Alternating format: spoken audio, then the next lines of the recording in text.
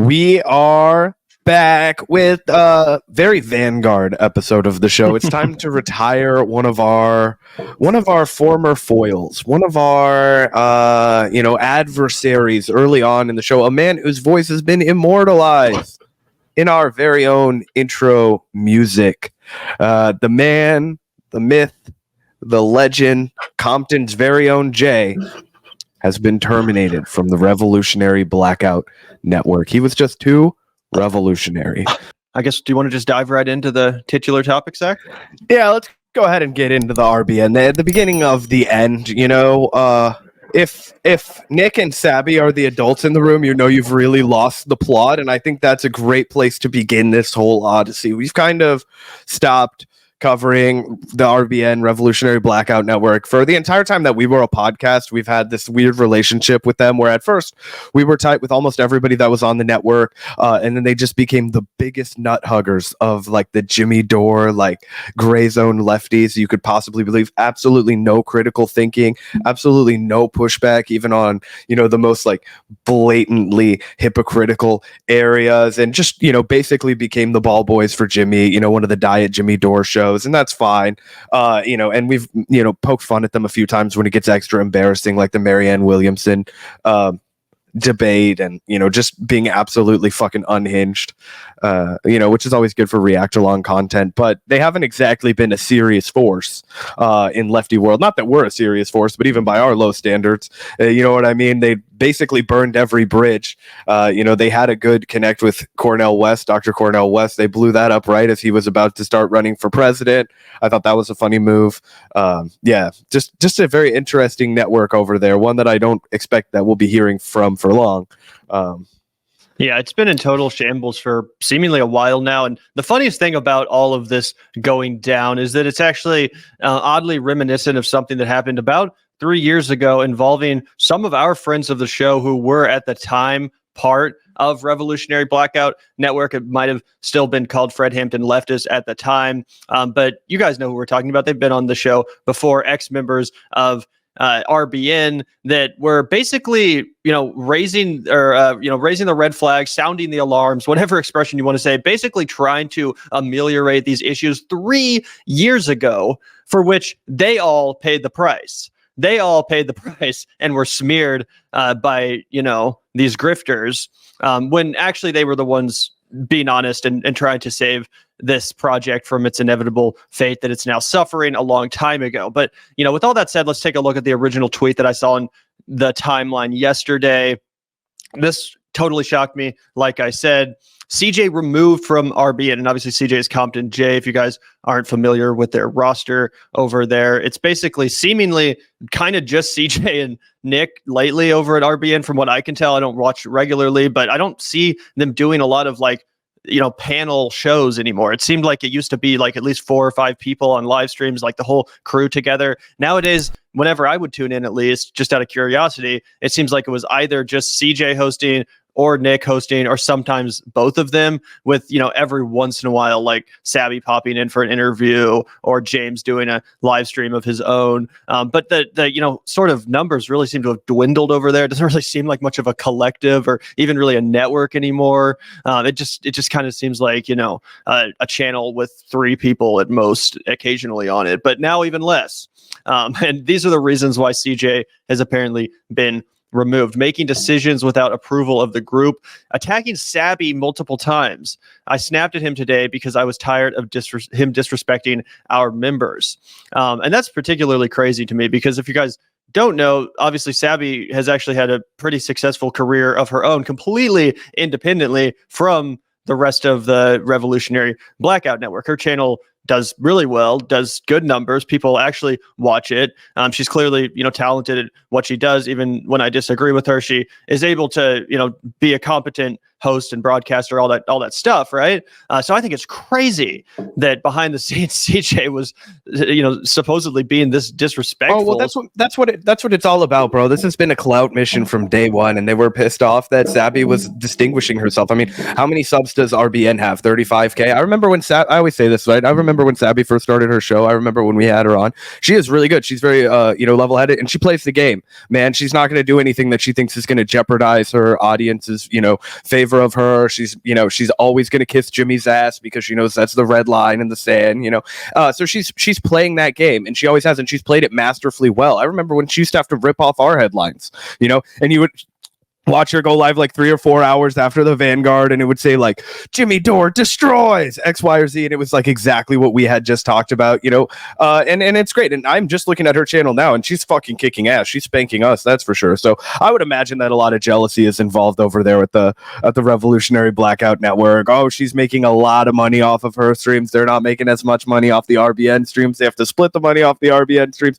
You could see how that starts to unravel. It's kind of like the Smashing Pumpkins, right? Billy Corgan, he wrote all the songs. He was the guitar player and singer, and he was way fucking richer than everybody else in his band because he just paid the people in his band to play their parts. And it would be like, oh yeah, this dude has $100 million, and everybody else got paid $250,000 last year. And it's like, oh, that creates a horrible, toxic environment in the band because you're hanging out with Dennis Rodman buying Ferraris with duffel bags of cash, and everybody else is just having to spend all this time around you. And you're like, well, fuck you. I wrote all these hits. You didn't write these hits. Like, I don't give my money to random assholes off the street when they want it. Like, you know what I mean? I am. It's just the band mentality. You know what I mean? You gotta, and he talks about it now in long form interviews. He's like, oh dude, I should have just gave them all like $5 million each. He was like, I was stupid. It fucked our whole band. Like, you know what I mean? Cause when you're selfish and all those kinds of things, it breeds, not just competition, but frustration and antagonism and disrespect and all that kind of shit. Especially when it's like the next one really gives it away. Attacking allies and friends of RBN. Oh yeah, he means fucking up their bread. He means getting angry and talking smack with somebody that he's not supposed to, right? Like, oh yeah, you can't come after Jimmy. Oh, you can't go after Russell Brand. Oh, don't you talk about Kurt Metzger or Russell Doblaw or any of the other people that our audience is trained to like. Don't disagree with Aaron Mate or the Couch Potatoes. Max Blumenthal and Chris Hedges have never been wrong about anything in their life. They're the only truth tellers. They're the only flag waving fighters for, justice. That's the line they have to say. And as soon as you deviate from that, even just a little bit, it will fuck with their bread, their bottom line. And I think that's exactly where it had to be done with from them. And now CJ, you could look at his Twitter. I don't know if you have, Gavin, but he was not happy with the group's decision, just to put it mildly. Yeah, we're about to get into CJ's response to this, but yeah, I was actually wondering, Zach, if you have a theory about what number 3 is, if it's specifically referring to somebody, namely a Jimmy Dore, because you guys might remember we covered it here on the show probably like 6 or 7 months ago when Jimmy really got into it with, I think, Rome and CJ. I forget exactly, and maybe even Sabby too. So that's why I'm not 100% convinced that this number 3 point is just about Jimmy Dore, because it actually wasn't just Sabby, or it actually wasn't just CJ who was going after Jimmy Dore. It was also Rome and Sabby. But it is true that after Jimmy Dore kind of cut them off and stopped inviting Nick on the Jimmy Dore show live and basically completely cut off his connection with the network, it is true that their viewership has just eaten shit. Like it's in the trash right now, and it has been ever since they lost the. We know all about that too. We can spot it when it's happening. I'm like, oh, I know the panic in here. I know when your stomach feels like you're constantly on the drop off of a roller coaster every day when you go onto the studio.youtube and you're like, all right, like let's see what it's gonna look like for this month, and it's a fucking ride, man. I mean, we say this like we're not a popular show like that. We're not doing like we didn't grow to 100K. We didn't fucking we're just grinding it out. I like to call us journeyman podcasters. We're the last of the YouTubers, right? So you know how it is to live and die by all of this shit, and it's so intoxicating when you're getting all the external validation. I'm sure that CJ got accustomed, just like we all do, to being told that you're on fire, like you're a genius, you're selling the truth to power, like you're spanking all that shit, and then it will create an emptiness inside you if you rely on that too much. He's got to think about how difficult it'll be for him to even rebuild a fraction of that popularity. One of the things that I always every once a year, I think I'll remind myself of this when I'll be like, you know what, I got a great idea for like a fucking podcast where I'll be a lefty that talks about like, wine culture in America. And then I'll be like, and I'll name it like something stupid. And then I'll, go live and then nobody will be watching at all. And I'm like, never mind, actually, I'll just keep doing Vanguard, Yeah, no, I definitely feel that. It's going to be interesting to see if Compton J tries to rebuild a new channel or go back to his old channel. I think he had a show called like the Progressive or the Populist Voice or something, kind of a ripoff of the Progressive Voice. Yeah, they literally spend a lot of brain power on that one. Jesus Christ. Yeah, so I don't know if he's going to go back to that or if he's just going to like give up on the whole YouTubing thing. Who knows, right? I really don't know. It's going to be interesting to see what happens, but it is 100% true that, I do think this is bullshit also to lay at the feet of CJ. Like a lot of this is kind of cope from Nick, in my opinion, where I'm sure a lot of these issues are 100% valid. Like I do think it's true. And from what I've heard from past RBN members, it's 100% true that CJ was obnoxious, toxic, downright misogynistic behind the scenes, constantly starting fights, constantly, being messy, basically making it impossible for them to actually move forward as a productive collective of any variety with some semblance of solidarity. So I definitely agree with that. However, to place this whole like attacking allies and friends of RBN under our banner without the approval of group, like, come on, bro. You guys have all constantly engaged in that. You've totally destroyed every, chance of having any reputation in the space with anyone serious who's not Max Blumenthal or George Galloway or whatever. You know what I'm saying? Like you've burned every bridge, and that wasn't just CJ's fault. We've watched it happen here as you've torn down every progressive commentator, everyone who's not in the Jimmy Dore camp. We've watched it happen. The whole point of your show for like at least an entire year was basically just, you can't trust any lefties. You can't trust any progressives. All leftists are sellouts except for us and Jimmy Dore. So don't trust anyone but us and Jimmy Dore. That was basically the message of the show. And you can't really blame people for eventually checking out and realizing what a massive grift that is and what a terrible way to build a channel that is and build a healthy community. Yeah, it is. It's kind of just the inevitable outcome, right? Just fucking boom, boom, boom, just attacking everybody left, right, and center, circular firing squad. I mean, eventually you got no targets left to pick off, but the people that were riding with you since the beginning, you know what I mean? And then the band breaks up, right? You have the solo act, Sabby. Sabby's got star power on her own. She's smart enough to do it on her own. She doesn't need a group, right? I've had mammoth disagreements with Sabby. I think she knows better than a lot of her commentary would imply. But that's not, that's neither here nor there. If I'm analyzing her ability to make content for a living, she will definitely have no problem. Nick isn't quite as good as Sabby. I think that he's kind of eroded his popularity over a long time. I think that he was riding high after the whole Bernie Sanders thing happened, and he, went to go knock doors, and he blew up on Twitter.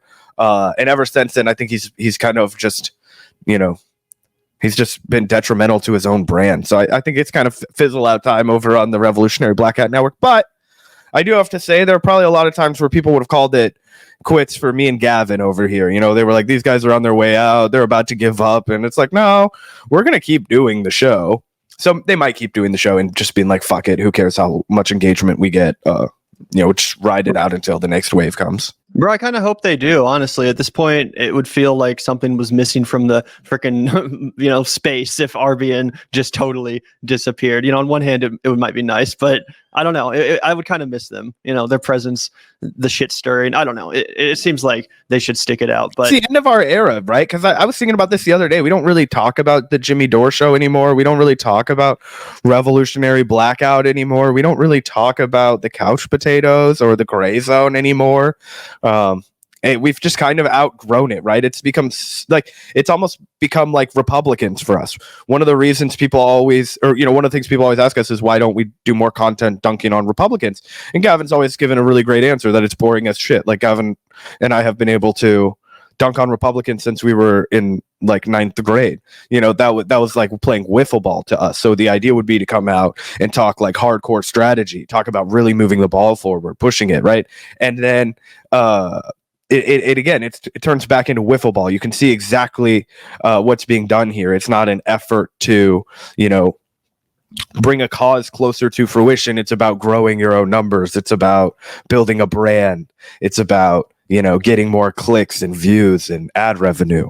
And that's why, like, you don't see Sabby making content like Jimmy Dore betrays his word and starts doing paid ad reads, because her audience would revolt. They can't handle that kind of pushback, even though it's obvious, even though it's embarrassing to not push back on that and call him independent media. When you have Lampoon, good journalists who are transparent about their funding as being like fucking stooges for the state and stooges for billionaires. Meanwhile, all of the people that you support, they're getting, strange, behind the scenes funding too, and they'll just come out and say, oh well, we can't tell you guys what that is because then they might subject our donors to harassment campaigns. It's like, oh, like you guys do to everyone else that's actually transparent about how they make a living. It's ridiculous.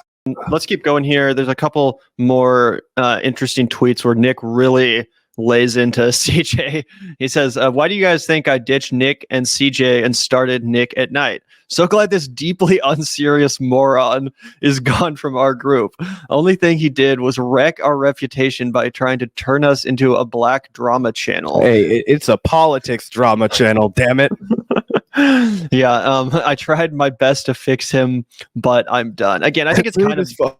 Yeah, it's super fucking rude. He's basically just immediately now treating him like he's an enemy of RBN and a child. And a child, yeah. Even though apparently CJ is the oldest of the entire group. I found that out watching a video. How old is he? Like 40? I have no idea, but there's a video from Rome where he's like, just because you're the oldest of the group doesn't mean you're the most experienced. You're a freaking fool or something like that. I don't remember. We can watch it if you want. But anyway, Nick is definitely not happy here. I do think, once again, it's kind of bullshit to completely put the blame at CJ's feet for like turning it into a drama channel. Like, I think that Nick also probably had a big part in that. I remember when he started getting invites on the Jimmy Dore show, and then I already got my sound bites. Rome, CJ, why'd you do that? I already got my sound bites. I already got what we wanted. Oh, I gave away the whole game right here. Oh, whoops.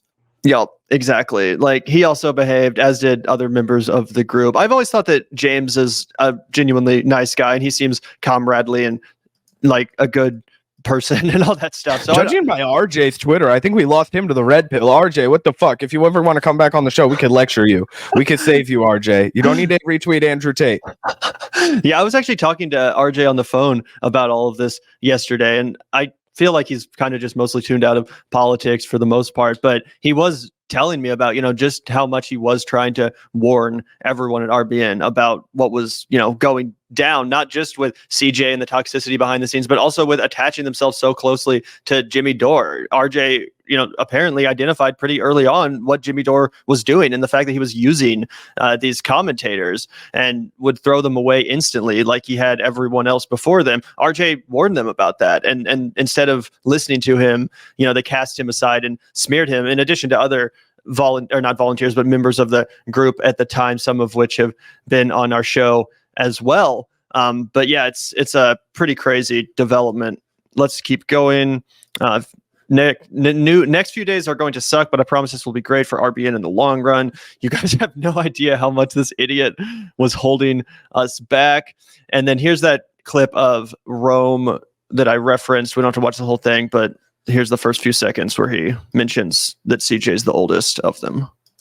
Whew.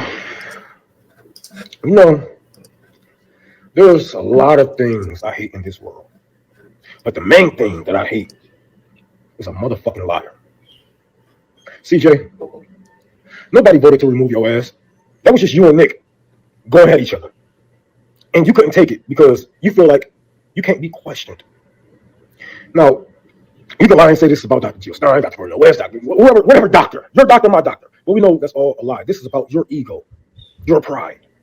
You feel like since you're the oldest, we should just listen. You may be the oldest, bro, but you're not the most experienced. And that's why we work so well as a group, and it does hurt my heart. Apparently they didn't work very well as a group, but maybe now they will. Who knows? Yeah. Do you want to take a look at Compton J's response, or do you have anything to add, Zach? Oh, yeah, we can go ahead and plow into it. At the end of the day, this plane is totally crashing kind of a deal. Yeah, it is difficult for me to see them really recovering, but it is possible. Our channel also went through a pretty big slump for about a year, and I think we've come back in a lot of significant ways. So who knows? But I also like to think we have a lot more credibility and intellectual integrity than the folks at RBN who have demonstrated to have basically, none of that over the tenure of their channel's existence. But anyway, Compton J says, RBN removed me in secret. Nick said meeting tonight to discuss, but 40 minutes later, they began to remove me from all accounts. And then he responds to these bullet points. So the first one was making decisions without the approval of the group. Apparently that's because he hired Aaron, the editor, and announced a pro-Palestinian summit on his own channel. Attacking Sabby. He says Sabrina is very cozy with the professional managerial class. That's their one fucking line.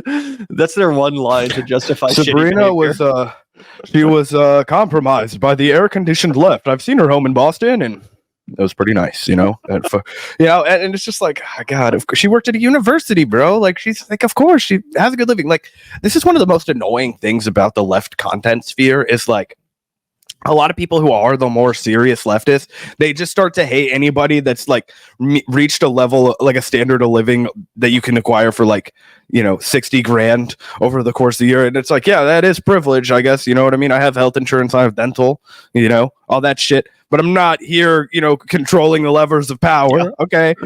And just trying to divide everybody up by, oh, you're not as poor as me. Like it's a poor Olympics. It's like, no, dude, have you read any of the theory that you claim to value so much? It always reaffirms the fact that like, it is the people who come from a more privileged background that often are inspired to lead revolution. You ever read about the fucking upbringing of Fidel Castro? How about Che Guevara? Huh? You think those guys were broke? No, they were not. Exactly. And I don't even necessarily think this is directly referencing Sabrina's wealth or her own, lifestyle. I feel like it's more just referencing the fact that she's actually capable of conducting herself like in a professional way when they're interviewing someone they disagree with, like a Marianne Williamson. I think you guys it's remember about that? money.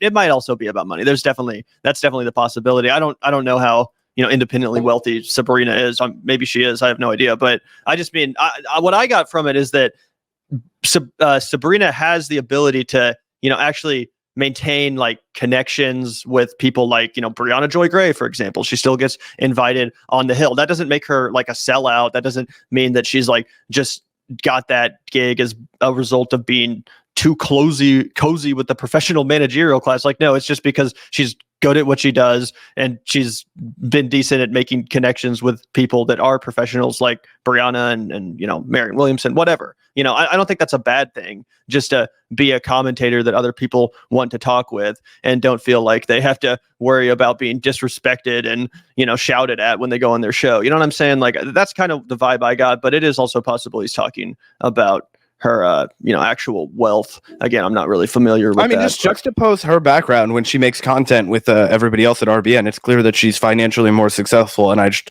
imagine that when you're using the PMC fucking it's about your bread. It's about her husband probably makes a good living, kind of a deal like that. You know what I mean? Yep, absolutely. This one, attacking allies and friends of RBN under our banner without approval of the group. CJ says this is actually about Eddie from Midwestern Marks and Jackson Hinkle, claiming Jackson Hinkle knew anything about class struggle. I don't necessarily think this is actually what number 3 was in reference to, because I remember seeing quite a few tweets from Nick as well going after Jackson Hinkle pretty viciously. Like a week or 2 weeks ago, we reacted to it on the show because I was like, what, did he just realize that Jackson Hinkle sucks or something? So I don't know. It seemed like they were all kind of on board with that one. But if that is why, and Nick and the rest of the group were really pissed at CJ for burning the bridge with Jackson Hinkle and Midwestern Marks, then yeah, actually I would side with CJ, because I thought that was, the right thing to do, was to call out those fools and grifters. Yeah, I mean, Jackson Hinkle got fucking ousted from trying to show up to a UCLA protest for Palestine, and they were like, "Get out of here, you fucking white supremacist douchebag! Like, we don't want your fucking phony solidarity here." And that was kind of the impetus for all of the like reevaluation of Jackson Hinkle, and it's so obvious that he's just been paid off by foreign interests and flown out to Moscow with private security, and he's on Chinese television all the time, and he's been taking like testosterone replacement therapy, so he looks like he's 45. Wearing like fucking tailored suits and shit for no reason, just looking like a fucking Republican congressman all the time. It's really ridiculous. Yeah. We do have some maturity, I guess, here. He says, I was going to go hard at RBN initially, but after thinking about it, I think I will be the bigger person and say good luck, and I wish nothing but the best. Sabby, Rome, Nick, and James B. My one and only tweet on this topic. Nick responded, "You voted to remove yourself, you dumb motherfucker. Can't wait for RBN to blow up after your dumbass is gone." That's some hopium. I don't think RBN's gonna blow up now, but they might blowing up on YouTube. Yeah, exactly. And that is pretty funny. Apparently, this was not done like in secret or behind his back, because here's the text where Compton J seemingly votes to remove himself. So yeah, I'm not really 100% sure about all of these details. A lot of people in their chat were saying like, come on guys, like let's not do this in public. Can't you all just say creative differences, nothing lasts forever? I do kind of agree with that. I'm like, I don't know how productive it was to do all of this out in the open, but I guess it makes for some juicy drama to react to. Absolutely, the end of an era for sure. Yeah. And then one more from Nick over here. He says, just a heads up, we plan to handle everything going on with CJ behind the scenes. He forced our hands with statements after he hacked our Twitter account and made this public. This sucks right now, but I promise RBN will be better in the long run. You guys have no idea how much this maniac has been holding us back. And then here's a text from Compton J saying, I'm not going to change the way I operate. If that's a problem, you guys can remove me from the group and I will proceed to destroy RBN day after day. That's a promise.